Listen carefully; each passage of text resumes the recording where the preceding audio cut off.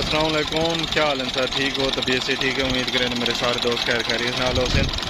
आज तुहानू जेहड़े ट्रैक्टर का रिव्यू करांदा पिया 480 Fiat 1980 मॉडल फर्स्ट ओनर उनके कोलों ही आंदा पिया है।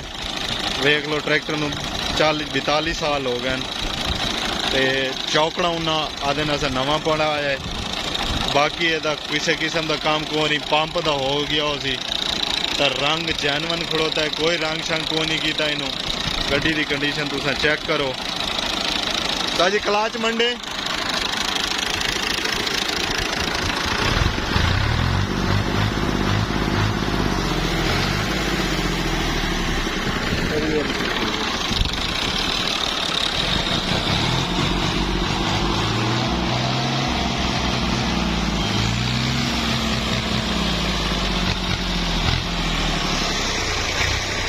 गड्डी सेम तो आया होता है।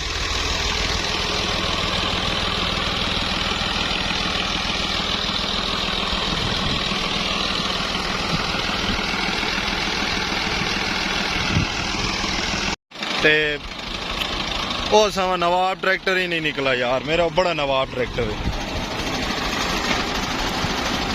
ये तलू जप्फा कितने दा लवाया आई? जप्फा वैसे यार बड़ा नवाब लवाया तुसा।